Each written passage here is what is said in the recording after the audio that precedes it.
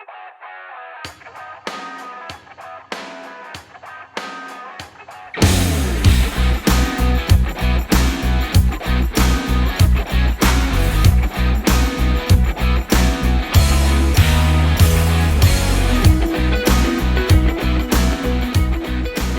everyone, and welcome back into the podcast. This is Two Catholic Dudes, and my name is Ryan Klaus. And my name is Danny Cleary.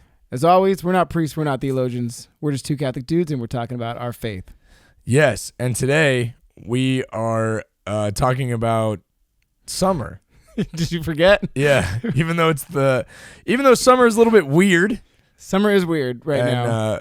I don't know. It may be fine where you live. Here in Southern California, it's weird. What do you mean? Because it's been overcast? It's June gloom. We always get June gloom. No, it's July.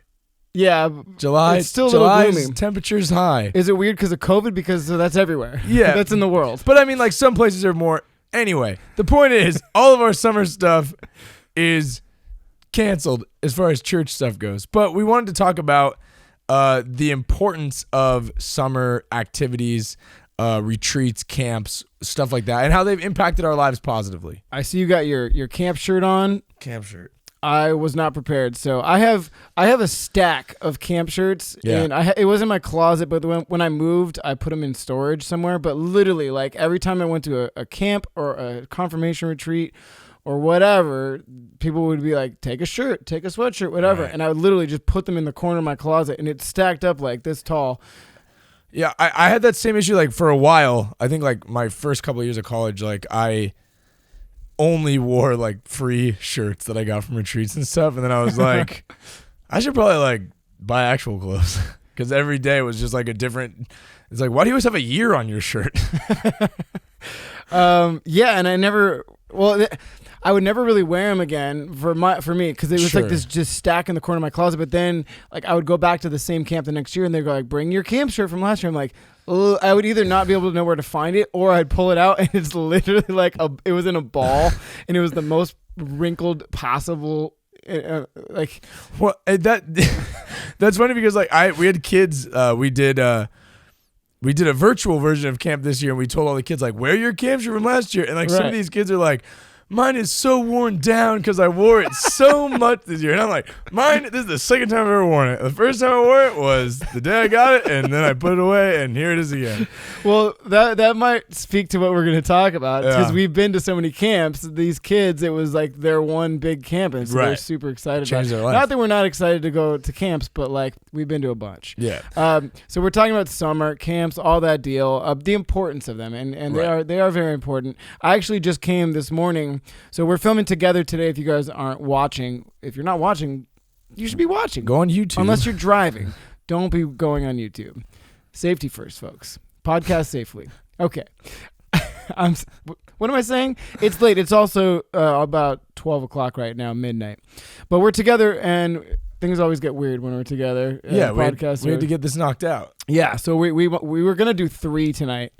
But it's already midnight. It's not happening. Anyways, it's been a long day for me. I woke up at like 6:30 this morning, and I did day 4 of a vacation Bible camp. Nice. And, like kindergarten through 5th graders. So that was Monday, Tuesday, Wednesday, Thursday. I'm leaving. I'm kind of hanging. So I had to come. I drove up north because we're involved in your brother's wedding this weekend. We are. We're in the bridal party. Yeah. And I'm bridal party, but then I'm playing the music. And yeah. So how was the camp? Oh, yeah, sorry. The days that you were there. Kids are so cute, man. Sure. They're so adorable. But so it's weird because they decided to have an in-person camp when most people either canceled or had a virtual. Now they tried to get them to social distance. They gave them like custom masks to put on that had like the retreat. VBS. Yeah. And they're like, make sure you have your mask. But everyone just wore their things as like headbands or wristbands. It wasn't like the surgical mask. It was like a cool like a scarf. It was like a scarf type of thing. So they just had headbands, wristbands. Not one kid put it over their mouth. And like they're kindergartners, they don't know. They have no idea what's going on. Hard. So they're running around. So I was personally very careful. I just kind of kept my distance. The kids like. I ham it up with them, and they had a great time. And they're like, Mr. Ryan. They wanted my autograph when I left today, and I was like, from a distance. They wanted to like give me hugs, and I was like, waves. We can wave to each other. That's a funny point because like I think that we've both experienced it. Like when you're an adult leader at a lot of these camps, and like we've done so many of them over the years, and like I would always remember, especially, and we'll speak to more of the summer ones that we've been doing, but we would go to these camps, we'd see all these kids and stuff, and then like at like a bigger, like a youth day or something, or the next year at the camp, the kids go to us like, "Hey, do you remember me?" And you're like, "I have no idea who you are." And they always ask you that. Yeah. They'll be like, "Hey, do you remember me? What's my name?" And you're like, "That's so unfair." It's like, come on, there's 4 of us and there's 40 of you. How am I supposed to remember? And then they go, "Well, you should remember because like I was in your small group and I was your small group leader." And you're like, or like your assistant leader. And I always say to them, it's like, look, I'm a youth minister. I knew you for 5 days. And whereas that's a beautiful blessing of those 5 days. I have 80 other kids that I see every other day of the week all year long. And I can barely remember their names sometimes. So yeah, give me a break. But so the camp was good because, again, the kids they're so adorable. Right. And they get so jazzed about the music and I ham it up with them. Let me tell you, like, yeah. Because I think that I've been doing Vacation Bible School at my own church, at this church where I'm at for a long, long time. This is the first year. It got canceled this year, but like I'd done it for a long time. My mom used to run it and everything, and I always would tell the high school students that helped. I'm like, look at the faith of these kids when they sing. And I'm sure that you can speak to this because you did the music with them, is the pure joy of Christ when they're singing and dancing. They don't care who's looking. All they care about is singing as loud as they can, as energetically as they can for the Lord. And I think when we read in Scripture, like, have faith like a child, I'm like, he was talking about Vacation Bible School. He was talking about. That's when he wrote it. VBC, VBS. Yeah, it was Jerusalem's Vacation Bible School. Kids are just. Oh my gosh. And there's all the hand signs. You can't have a VBS without music with hand signs. So today I actually brought them on stage. A few of the kids, I bring like the middle school helpers on, and I go. I felt bad because there was a girl. They had like some teenagers that were helping do the music. Cool. And they spent so much time learning these songs and like learning the hand motions that were like from the package thing. But then I'm up there playing and I go. Never looked at the book. I haven't looked. I looked at the music I was literally learning the song while I was on stage. But like I go, okay, what are the motions for this one? And I go, that's kind of dumb. I go, you guys make up a new one. And I have the kids like make up the motions on the spot. And she was like, but I spent so much time learning these. She's mortified for months. She's been like rehearsing in her room.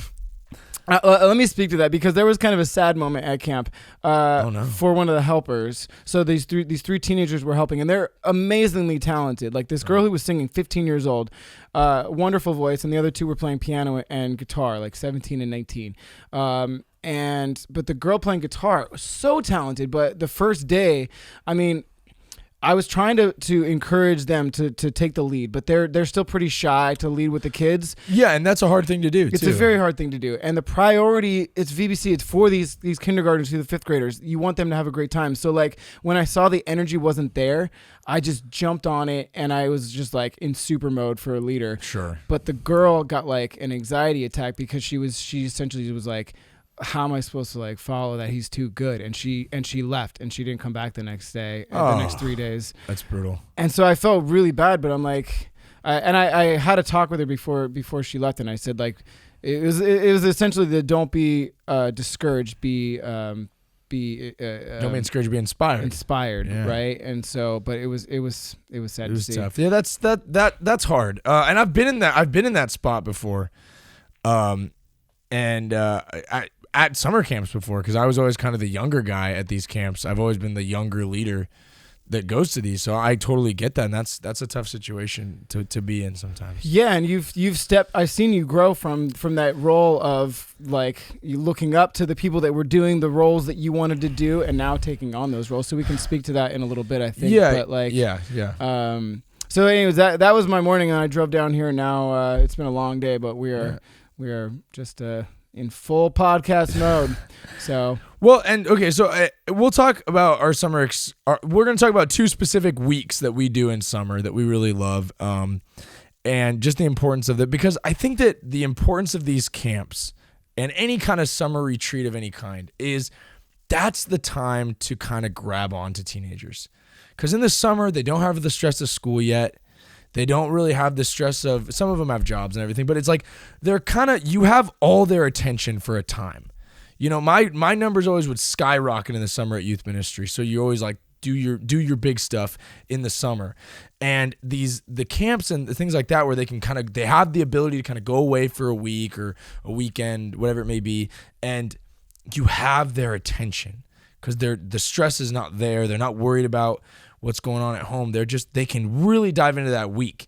And I think that's why they're so valuable, because you can give them all of your faith, and then they can take that faith into the school year kind of as a foundation for their next year, you know, with right. what you gave them in the summer.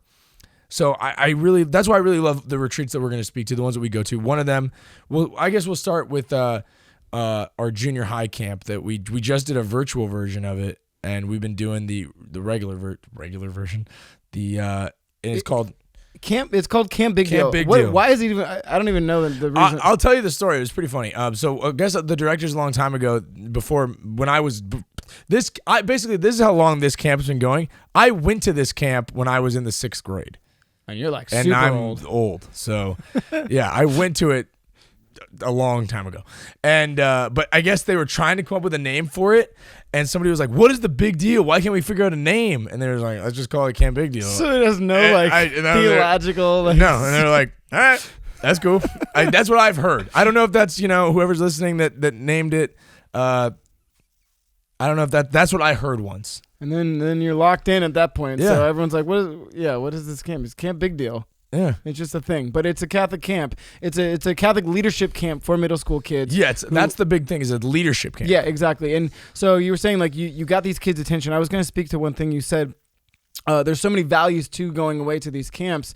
I think one of the biggest values is you separate the kids from all that's going on in their world, especially this little device that they got in their hands. Yes. Well, I don't know. Some of the camps, they actually take the phones. I think at this one, we let them have it. We just encourage them to not bring it. Yeah. But, because when you think about a leadership camp, it's like they're choosing to be there. Right. So like we're hoping they should choose to be involved in what's going on at the retreat or the camp, not necessarily what's on. Yeah. And I love these camps because there's a huge difference from like a confirmation retreat where a lot of the kids are kind of forced to go by their parents. They're not interested. They're going to check off a box. There's plenty of kids that are, but like you see a stark contrast. They're not the majority. Right, exactly. But so all the kids that are on these, they want to take this week out of their summer and go, and they really want to be there, and you see that on their faces, in the engagement, in the excitement, and the passion that they bring to the camp. So yeah, most of them aren't on their phones, and it's awesome to like have that separation from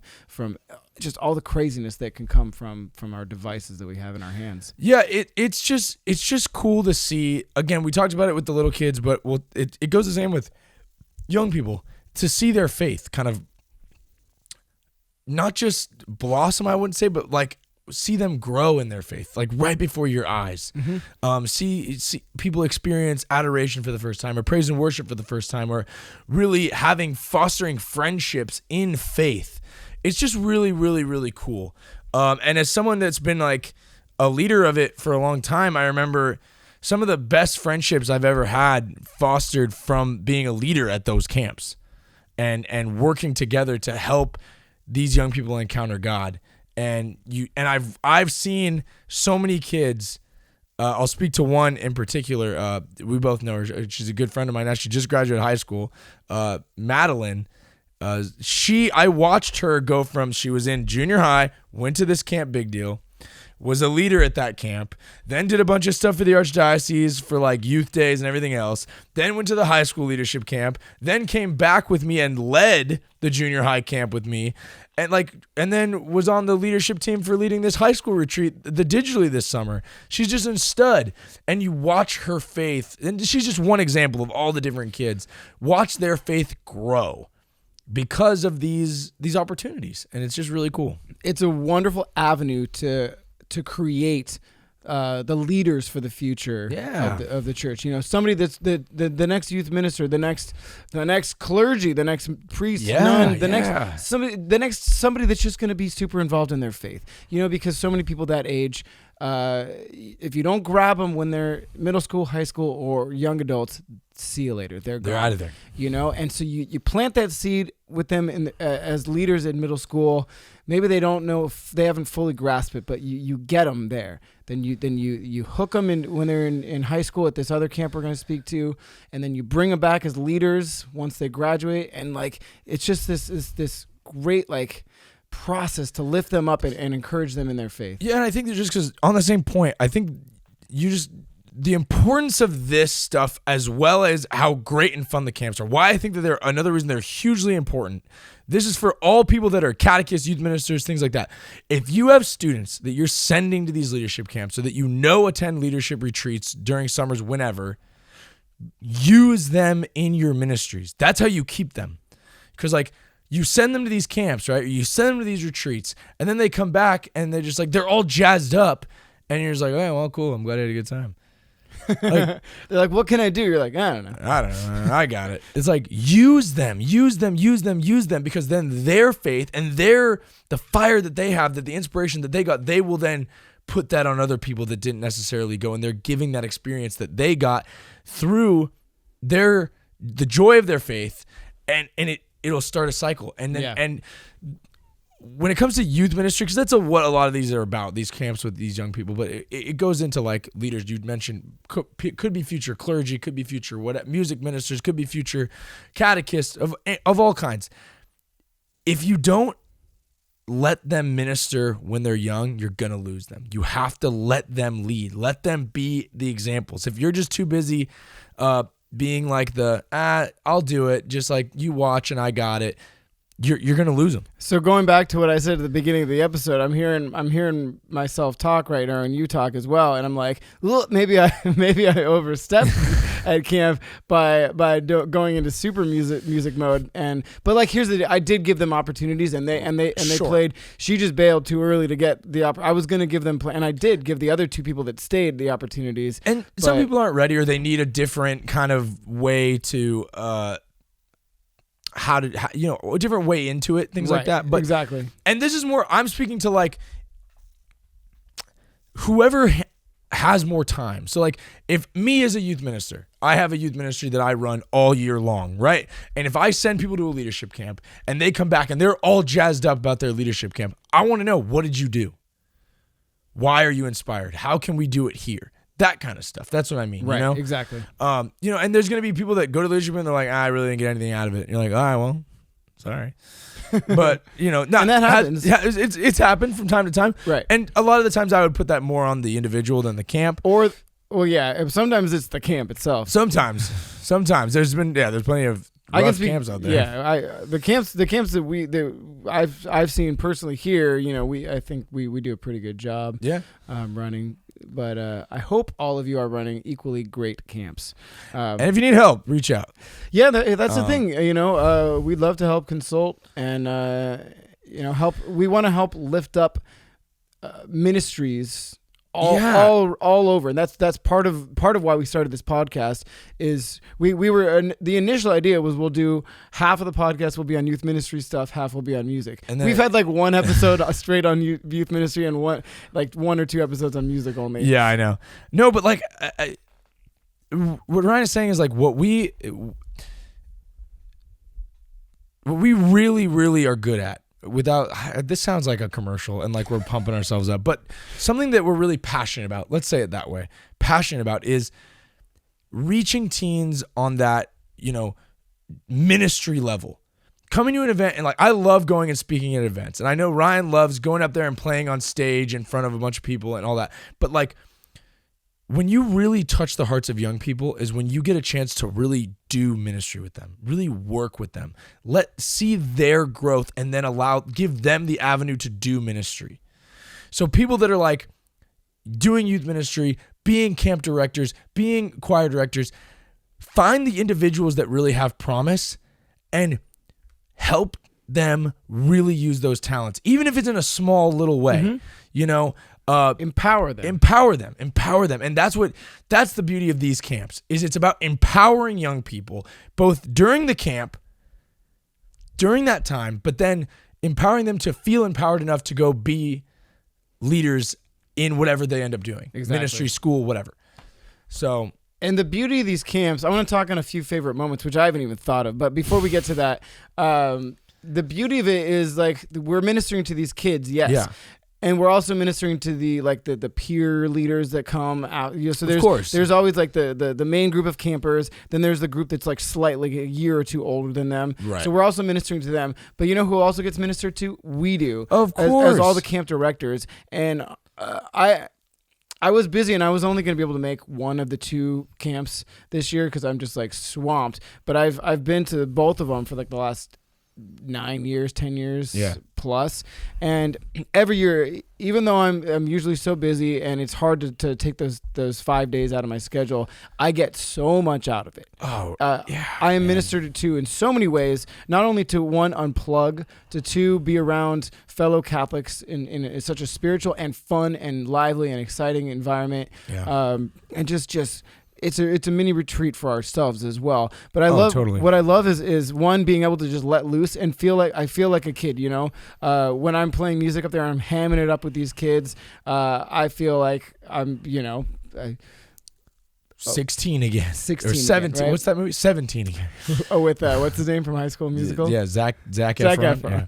I feel like Zac Efron. But then leading small groups, I'll speak to the very first time I got to the camp. This was actually a really big moment for my spirituality. This was when I was still with Jeremy and Ryan. Or no, this was like at the very beginning of Jeremy and Ryan. We weren't sure if I'm trying not to hit this table. We found out last time we podcasted on this table. Every time we tried to make a point and like hit the table, we're like, hear us. Yeah, it went right into the microphone and it sounded like a bomb. Garbage. Yeah, so we're not gonna do that. Okay, so we were just starting, and I wasn't like all in on Jeremy and Ryan. You were yet. discerning the ministry. Exactly. Yeah. But I was discerning whether like I still really wanted to be Catholic. Not really, but like we talked about it on a previous episode. I had 1 foot out, 1 foot in, kind of like maybe I'll go to mass when I want. Yeah. You know, but the camp director at the time, Heather, she invited the 2 of us to come be the music ministers, and I was like, ugh, I don't really want to do this. I don't remember what was going on in my life, but I kind of begrudgingly said yes, I'll do it. But that week like literally changed my life, and so we lead small groups, and we have these kids open up and share their stories. We have them. This is the high school camp, and it's called SAW. It's called Signed, not like Signed and Anointed to Witness. So that one actually has a spiritual name. Yes. We're teaching the kids how to give witness talks and how to witness their faith to those that they encounter in the world. Really? Yeah, because that really, which is what Christianity is all about, is witnessing your Lord. Exactly. You know, so we teach them how to do that, and so we share our stories. We share all the highs and lows of our lives in the small group, and then we formulate that down to like, you know, the one nugget that is like the elevator pitch. You see somebody in the elevator, and it's like, you got 2 minutes. How can you share your faith with them? Yeah. So we teach that to them, but you know, the kids, when they're sharing their whole story, it's crazy some of the stuff that's happened to these kids. It's nuts. You know, high school, like I can't imagine what they've been through. I mean, I can imagine now because I've heard it a lot, but like, my life seems so easy now that I'm hearing all these stories. I'm like, oh my gosh, it's just like unreal. Yeah, and that always happens like the first time a leader goes to these retreats or something, and they like you hear. I think it's pretty much the first time anybody goes to like any big retreat. Yeah. You know, because I've had parents that have gone on a retreat with us, and they'll come in for like testimonies or something. They'll be like, "Holy moly, I had no idea what these people go through, or that these teens were capable of experiencing God in this way." Right, exactly. Really cool stuff. So same thing happened to me, and I was just like, it was the hugest. That's not a great word. The biggest emotional impact in my life to that point. I was crying with these kids. Sure. I was just like in it, and I felt so much of the Holy Spirit working through me in that week. And I connected with my small group. I connected with my ministry, and I was like, yes, Jeremy and Ryan, we're in it. I'm doing this, right? So that camp formed me, and it kind of put me on the right trajectory. I had trouble saying that word in a previous podcast. Trajectory. Yeah. But every time I try to say that word in the future, I want you to just like... I'll just jump in. Yeah, jump in. But so really quick on what you just said, because I know we're probably getting to our break time here. We got time.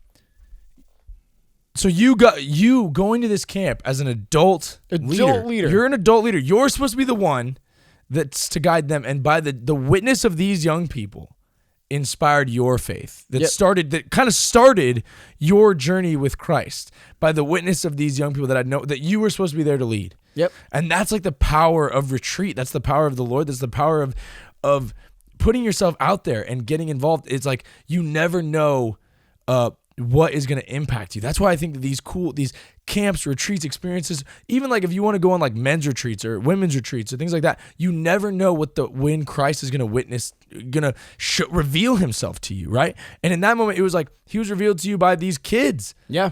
You were like, whatever, how can this be anything? And then holy moly, there's the God's like, boom, this is what I want you to do through their faith. It's really, really cool. I remember actually, fun fact is, I was so mad at you and Jeremy for going to that camp that year. Because we were like just starting to be friends. And like that retreat used to be like, is like really hard to get to, like as a leader. Because I've been going to the junior high one since I was like young. And like I was like one of the younger leaders to ever go to these camps as a leader. But the high school one, like, I wanted to get into it so bad. Like, I was like, I want to be a leader at it so bad because I never got to go as a kid. And then, like, you guys got to go, and you were kind of like, I mean, like, whatever, we're going. And I'm like, I didn't even want to go. I'm like, you have no idea what you're getting to do. And I was so bitter. I got to go the next year, but, like, I was so mad. Yeah. Well, we were talking about that, about how you were looking up to all those people, and now you stepped into that role yourself. So, yeah. But yeah, so I mean, I didn't really want to go, but it literally changed my life, that first camp. And now we talk because like it's funny, but like it's not funny. It's funny. You get hardened. Well, as we've gotten older, we're old and jaded. I've done like 11 years. 11, because I've done 10. 11 years at the summer camp, same one. That was 11 years ago. Oh my gosh. So here's the deal. So I was talking about like pretty much at every retreat. It's not universal to this summer camp. At all retreats, there's some sort of testimony, some sort of witness by young people usually. And Ryan and I, like I said, we've been doing not only this retreat for 10 years, but we go on all kinds of confirmation retreats. Day retreats, staff retreats, youth ministry meetings, all kinds of different stuff where people are witnessing all the time. Yeah. And so like we sit there and like unfortunately Ryan and I, because we have sometimes a goofy sense of humor when it comes we joke around a lot. Yeah, and like we got to the point where we would get yelled at because we weren't allowed to sit next to each other. We're sitting in the back just like because these kids, like a lot of them would the talks, our favorite quote is the kids would go, and then 7th grade happened and I went through a really tough time, and they would all say it the same way, and we're like, oh my gosh, like we've heard this one before. Or we'd like take bets on, what did they go through? Was it a breakup or was it yeah, I mean, like a lot of the talks are super deep and heavy, but some of them you're like, okay. God bless you. And it sucks, and it's like we always have to like pinch each other like, dude, stop, like come on. And but it's the beauty of the it doesn't take away from the fact that these kids are getting up there willing to share. That's right. And that's the really beautiful part. And don't let old jaded adults that have heard 1,000 witness talks, we still love you. We care. It's beautiful that you're sharing. Keep sharing. It's like people that listen to our podcast. They're like, oh my gosh, another podcast. So if one of you who were at any one of these camps that were and then 7th grade happened kids, and you're listening now and you're offended, we're truly sorry. We're going to take a break. We'll come right back. All right. So we're talking all about our cool summer camps, the things that we love to do, all the times that we've kind of really grown in our faith because of these camps. So I wanted to really quick grind a little speed round of favorite moments that we've had at camps, because we've done collectively now 2 camps a year for the last 10 years. Yeah. And then plus all the confirmation retreats. So we've been on a lot of stuff together. Plus camps that we've done outside of our region, like invite thing, invitation things. So we've been doing a lot. So we've been doing a lot of stuff. So what have been some of I'm going to do first. I'm going to go first. I'm going to go first. Yeah. Favorite moments. So this is going to be, I'm going to roast you a little bit. So there's kind of a running joke at every camp that like leaders at especially our summer camps, they want their own room. Everybody wants their own room so bad. They're like, how many years do I have to put in to get my own room and everything else? I know where this is going. And everyone's always like, Ryan and Danny, do you guys want your own rooms? And we're like, nope, we'll be together. They're like, we have extra rooms this year. And we're like, take your own. We're like nah. We'll be together. Mostly because we like to decompress at the end of the night and talk about the day and stuff like that. And, you know, it was just like it's part of the experience. And then it kind of became a running joke that Ryan and I are always roommates. And then people stopped asking and just ended up putting us together. Yeah. So anyway, last summer, Ryan was on this like it was like a vision quest. I don't know what you were on. Sure, I was on a vision quest. He was doing a lot of stuff. He was doing, daily rosaries. That sounds weird. Keep explaining. He was doing daily rosaries. He was doing things to better himself. I was doing, every morning. I think it was on my personal episode where I told my story. It was meditation. Meditate. That was the word. I wake up first thing in the morning. I do meditation, and then I do like a guided prayer, and then I do just freeform prayer. I do a decade of the rosary. I do push-ups, but then Danny's favorite part. So then he would do this breathing exercise that was the most obnoxious thing I've ever seen in my life. So at these camps, we're up till all hours of the night, usually like 1, 2 in the morning. Put the kids down. You do make sure everyone's in bed, and then a lot of the leaders, we're all just having a good time and socializing or whatever. Ryan and I stayed up chit-chatting like a sleepover, and then we got to be up for 7:30 morning prayer.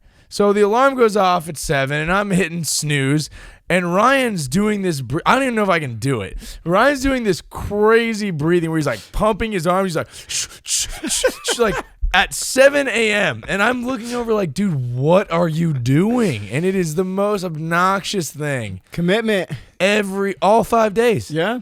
All 5 days. I did it for a year straight, but it's I'll tell you, it's more awkward when someone's in the room. But I didn't want to not do it. I committed to it. The first day, it's pretty funny though. The first day I was like, what is happening? And then he started Snapchatting me do it. Yeah. Well, I had other people need to experience what I was experiencing. Sure.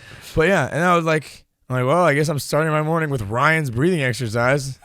Like, gosh, it was ridiculous. I want to get back to that. We're gonna get back to it sometime. Oh, good thing we're not roommates. That's cool. All right, so your turn. Favorite one of your favorite memories.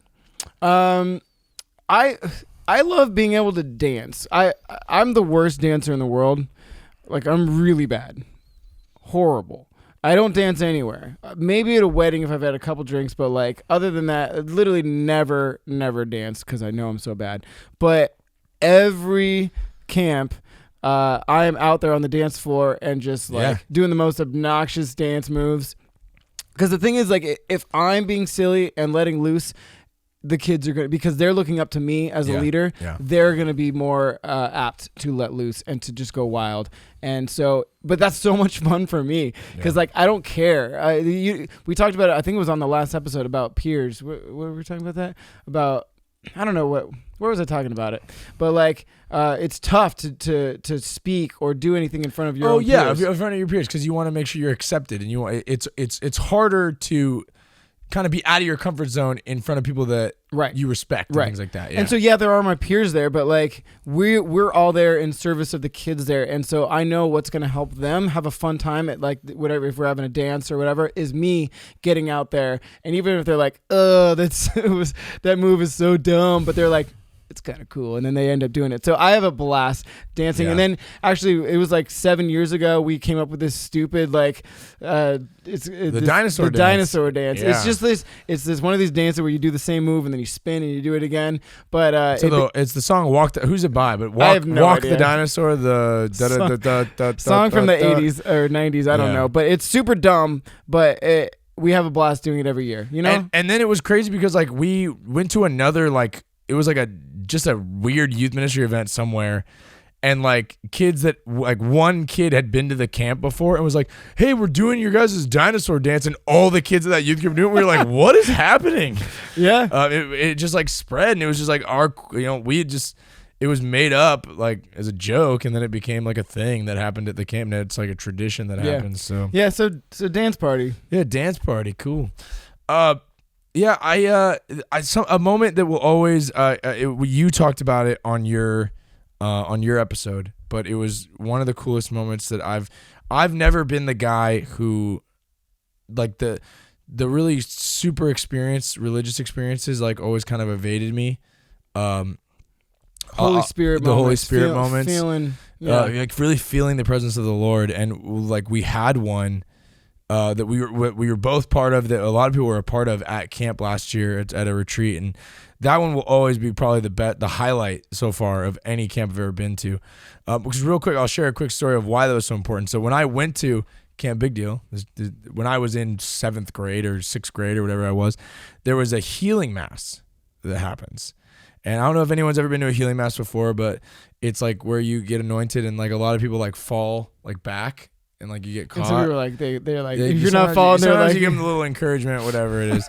But like a lot of people are like in the spirit, you know? And like, so all these kids is like a whole retreat full of people. And like everybody's like falling around me, and I'm like, oh my gosh. And so like I go and I get the oil, and I kind of felt a little bit of a oomph, and I just didn't move. And I was like, oh. And they're like, this is when you should fall. They're like, you can just sit down. And I was like, all right. So like there's like people laid out like crying and like in prayer, and I'm just like squatted all awkwardly, and I for like months I feel nothing. I was like, God doesn't love me enough. Like I was not worth healing. And so like that experience like kind of messed up like those really beautiful moments that a lot of people have. For like I would go to youth days or things like that, and I would see people just overwhelmed in the spirit.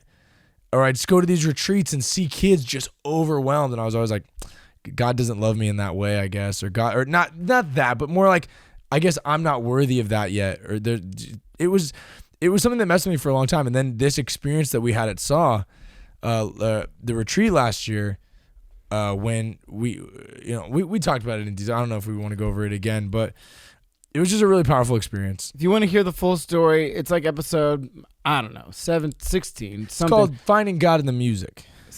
Ryan's journey. My journey so far. Check it out. I talked about, it's basically the Holy Spirit literally spoke through me in song. It was not my voice singing. No. And everyone that we talked to said similar things. It was a crazy moment, Holy Spirit moment. Yeah. But that was one of my favorites, hands down. And I think we spoke about it as well in our episode with Gabe Rivera, our friend Gabe, because he was there too. So we've talked about it a couple times. Can I tell you one of my least favorite moments? But it's like the funniest for other people. One year I was going on this crazy diet because I was trying to figure out what was going on with my voice. It was the year prior to that. It was 2 years ago. Yes.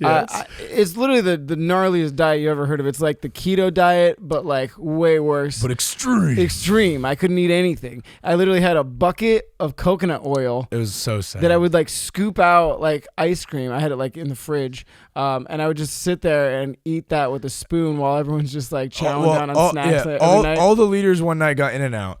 And we all ate In-N-Out, and Ryan is sitting in the corner just eating coconut oil or coconut whatever cream out of a tub. It was the saddest thing I've ever seen. It was very sad, actually, but that was a huge spiritual moment for me that night as well, because I was primed and ready. It was just such an emotional, that going through that diet of like 4 months and then going to this camp, which was so hard to keep that diet, and then watching everybody eat like my favorite food, In-N-Out, and I'm like eating coconut oil, and then I went into adoration. They had adoration that night for us to go to, and I just had I completely broke down. So God really primed me to be ready to receive the Holy Spirit in that evening, and that kind of helped me along my journey. So coming back to like these camps, we're facilitating a spiritual journey and leadership qualities in these kids, but we get catered. We are catered to, and we are absolutely grown in our faith so much, and they've done so much for me personally over the years. These are just a few of these stories that have helped foster my love and faith and my journey in my love of Christ, and it's just such a blessing. And so it's difficult this year because we haven't been able to have them. So we want to transition maybe to, we just did a virtual version of the middle school one a couple weeks ago. We're about to do a virtual one 2 weeks for the high school one. It's weird though, right? It's weird. You know what? But I will say this, for a virtual camp and having to throw it together, it was really beautiful. It was really cool. And it went better than I expected it to go. Yeah. It had its hiccups and stuff, but it went a lot better than I expected it to go. There was, of course, some things that were like, oh boy. But there were some really, really beautiful moments too. And we can hit a couple of the highs and lows about it. But the funniest thing, again, I'm just poking at you today, but Ryan was doing praise and worship. And I will say this too, Ryan killed it on praise and worship at this virtual camp because everybody's muted, right? And it's so hard. Ryan's having to dance and go wild. in his room by himself, and all these other kids are in their rooms by themselves, just going crazy on Zoom. But Ryan and our friend Gabe, they kind of traded off doing music, and it was really, really cool to see. That was probably my favorite part of the whole camps, to be honest with you. Was the music. It's one of the more engaging things you could do because it's tough when I'm sure anyone that's been on Zoom meetings, which is pretty much the whole world at this point, or Zoom chats or any kind of Zoom thing with more than one person, it's difficult. It's brutal. If everyone's unmuted, it's crazy. There's a lot going on. So imagine a virtual camp of 50 people. You literally can't have 50 them. 50 junior high students. Right. You literally have to have them muted at all times. Yeah. And then if you want somebody to talk, you have to have them unmute and then mute them again. So when you're speaking, if you're just talking in a chat room like that, it's awkward because it's like speaking in a vacuum, right? You have it was horrible. There's no feedback. You don't hear anyone even just like you don't get any of that. Kids don't do that anyways, but you can still feel the energy when you're live. You can feel the engagement with your audience, like either in a really positive way or really negative way. So exactly. But on Zoom, you feel zero. You feel nothing. You're just like, I'm talking to no one. Right. And sometimes there is sometimes people aren't paying attention. They're on their phones. So that was going back to the thing was we were talking about Ryan doing praise and worship.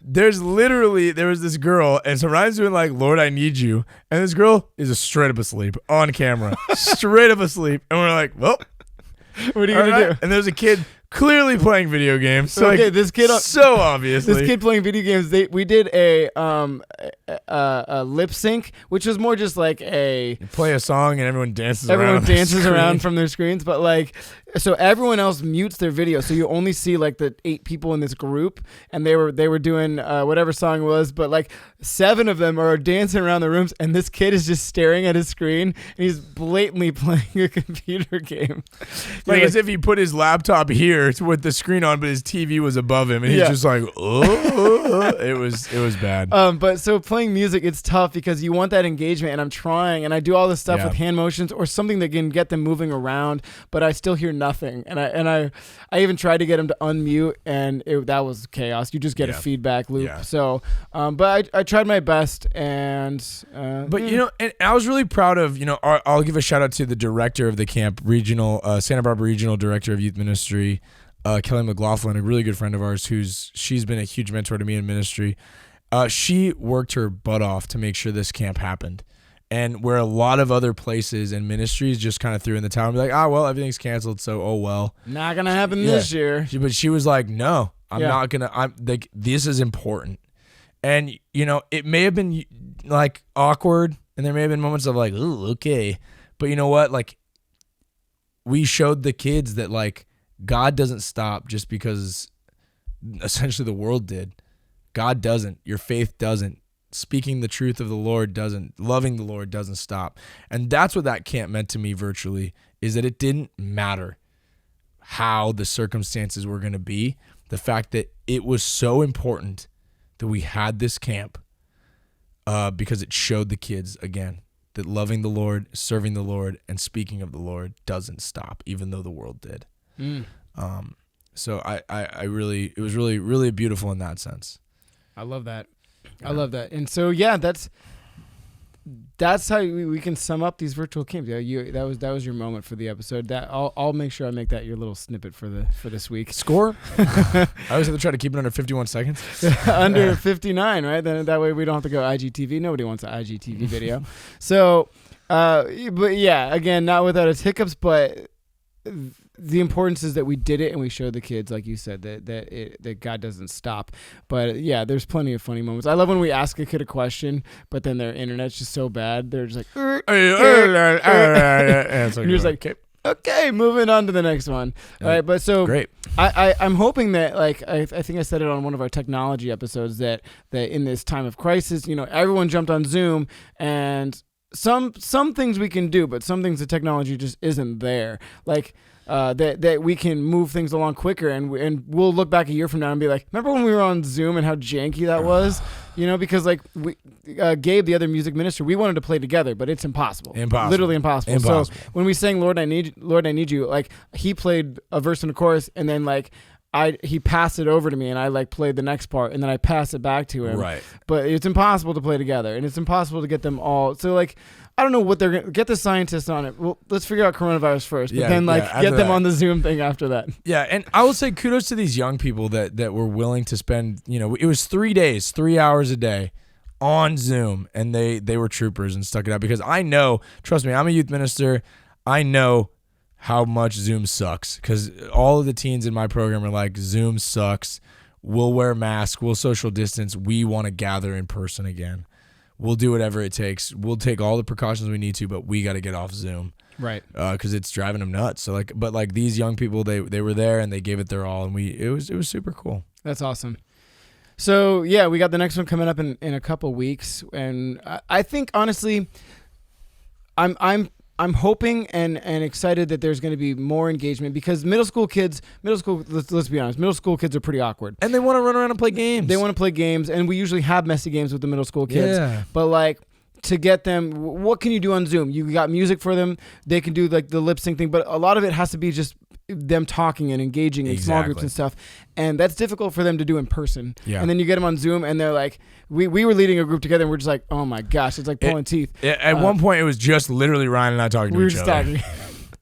But I'm optimistic. High school kids, I think the engagement is going to be a lot better. Because, I hope so. So we'll recap a couple weeks just at the beginning of an episode and tell you how it went. But I'm looking forward to it. I think it's going to be pretty good. So, and then, who knows how much longer this is going to go on. But, I mean... Okay, so talking about retreats for next year, we probably can't even have them. I mean, here in Los Angeles, the Archdiocese is encouraging us to do virtual retreats as of now. Well, and that like we're definitely not going away on retreat. That's already been decided. Whether or not Corona is still a thing, money is a thing. Yeah, so it's either going to be virtual or it'll be at the parish. Right. And that's tough. That's tough because we talked about removing the kids from their environment, removing them kids. That's the benefit of a retreat is you separate them from all that they know and you get them out of their element. You take their phone, you remove them from all, the secular society. But like when they're just in their regular parish and they're like, this is where we had confirmation class last week. It's tough to remove that. Absolutely. But and the bigger thing about it is it's more, which is the other reason why the Zoom retreats are tougher is. Boom, yep. You may have their attention for that little bit of time, but no matter what, no matter how many days you're doing it, as soon as they go back to a little bit of reality's there, the distractions are there, the phone's there, the TV's there, Netflix is there. Like when you're away on a retreat or away at a camp, you have full control of what's going on. You're controlling their environment. When they're done for the night, they go to their cabin, they go to sleep. That's it. They wake up the next day full-fledged from all day long and all night long. It's camp time. It is our focus is whatever the camp is doing. When you have a virtual or when you have a at home or a at parish kind of thing, I think it's going to be a new challenge for a lot of people. How do you bring that same kind of vibe? How do you bring that same connection? How do you show them that Jesus the same way you could on a 5-day or on a weekend retreat? Yeah, it's tough because when they're Zooming from home, we're trying to reach them in their environment. Yes. And we take great care at the retreats that we do to set up spaces. To set up this room is dedicated for the spiritual side of the camp. Yeah. So that they know when they enter in this room, boom, it's going down in here in a spiritual way. When they step into this room or this side of the room or this space, this is fun music or game zone. Over here is, you know what I mean? So they have things are sectioned off and we've established what parts go with what. And so they tell you if you really want to be productive, like if you have like the space in your house or you have a certain amount of devices, use one laptop for work and then like use your phone for this. But if you're using everything for the same and you're in the same room in the same place, it's tough for your brain to differentiate what's what. Is this work? Is this pleasure? Is this spirituality? Is this, what is this? That is such a crazy point, and this has nothing to do with the topic, but I want to jump to that real quick because I just redid my room at my folks' house, right? So because of that exact thing that you're speaking to. Because everything is done on Zoom, everything's done on my laptop, but like in my room, I've been doing everything up there because I don't want to bother everybody when I'm constantly on video calls and people are doing other stuff in the house. My brother's got his computer downstairs, dad's working from home downstairs, whatever it may be. And I didn't have like a chair or anything like that. So I was sitting on my bed. I put my laptop on my lap, or I'd put a folding chair, put my laptop on the bed, and like everything felt exactly the same. And I was just like, I need to change. So I was like, boom, got a desk, got a computer, got a workspace set up, because I wanted to be like, when I'm sitting on my bed, I'm relaxing. I'm not working. I'm chilling. I'm whatever. But when I'm here and I'm sitting in a chair, at a desk, at a computer, that's my time to be productive. That's my time to work. I want to differentiate lounging and sitting because I felt myself kind of getting lazy even on Zoom meetings, right? Because I'd be sitting on a Zoom meeting like in bed. If it's the same place you play Call of Duty in. Exactly. Or it's easy for me to just turn the TV on in the background with my laptop on my lap, and I'm at a meeting, but like I'm not really paying attention because like I'm just kind of relaxing. Whereas like if I'm in a chair at my desk, or I started to come to my office here for my meetings because it felt like I'm productive. I'm being productive. Mm-hmm. So I created a space, like you're saying, for that productivity.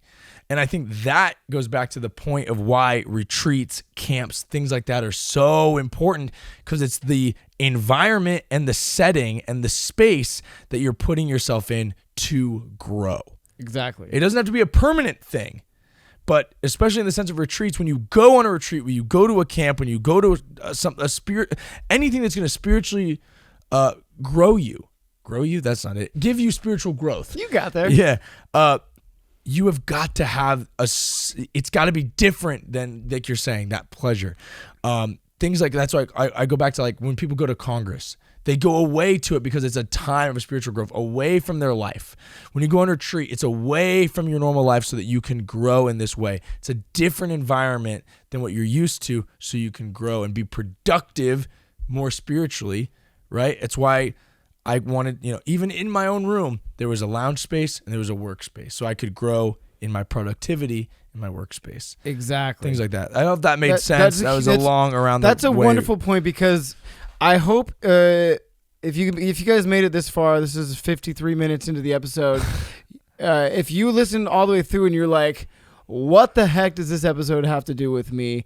I don't have kids. I never go to retreats. I'm never going to be involved in leading a retreat, et cetera, et cetera, et cetera, ad nauseum. You're like, I'm only listening to you guys because I love your humor. I don't know. Or I love your stupid jokes. I was waiting for your dentist joke again. Anyways, you're following along and you're like, this has nothing to do with me. It does, though, because this point right now is like, if you're zooming from home, if you're trying to be productive, if you're trying to find a place for prayer, if you're trying to find a place for work, a place for pleasure, a place for whatever, make those spaces. Yes. Even if it's difficult, if you have a small apartment, like find your little zones, you know what I mean? Yeah. And so set yourself up for success in everything that you do, especially your faith. That should be priority number one. So find a place where you feel you can pray and that you don't get distracted by whatever else is going on. And I'm just as guilty of not doing that, but I'm telling myself honestly while I'm speaking I'm reminding myself that I need to do that. And that's what I love about what I was doing, my morning breathing routine. But I had my space. It happened to be right at the foot of my bed, but it was wherever. You know what I mean? But I set up that space and I set myself up for success. And that was the most spiritual year of my life because I was primed for that. And we're saying set yourself up for success in different facets, right? If your productivity workspace and your prayer space need to be different so that you can be productive and you can grow in those two different areas, maybe you need a different space for those, right? Exactly. Like, for instance, I'll say, where I do my morning prayer, my parents have like a balcony that nobody's ever gone on before, and I put a chair out there. I've been filming my Tuesday Thoughts out there because I go out there every morning and I have my coffee and I pray there.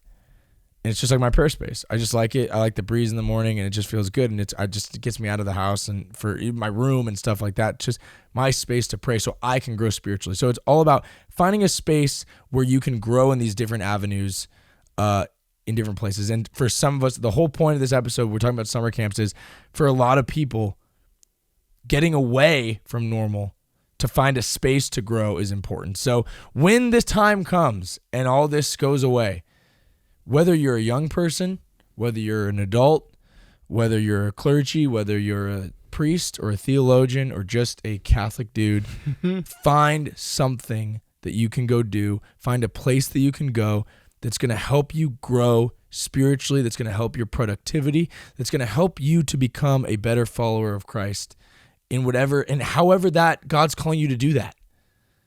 However he's calling you to do that. Maybe he's calling you to be a great leader. Maybe he's calling you to be a great listener, a great friend, a great video editor, a great musician, a great speaker, a great anything. Whatever God's calling you to do, find a way to make that growth happen in your life, whatever that space may be. That's kind of this became the summary of the episode, I think. Yeah, I think that summed it up for our summer episodes. Stupid. Hey, nice. Dumb. Okay, we got 3 minutes to land this plane if we don't want to take another break, so I think we can get there. That's it. Thanks for listening, guys. No, find us on all the social media platforms. We've been really ramping up our social media brand. Ryan rebranded all of our stuff, so please check it out. It looks really, really awesome. We got a lot of cool content coming out with different clips, shorter stuff for our episodes and longer, but like, so if you don't want to watch the whole hour episode, we're gonna have 10 to 12 minute clips of the kind of the highlights of our episodes. We're going back and going through Ryan's going back through all the episodes to get us great. We're gonna have pictures of our quotes from some of our episodes coming out for you guys to share.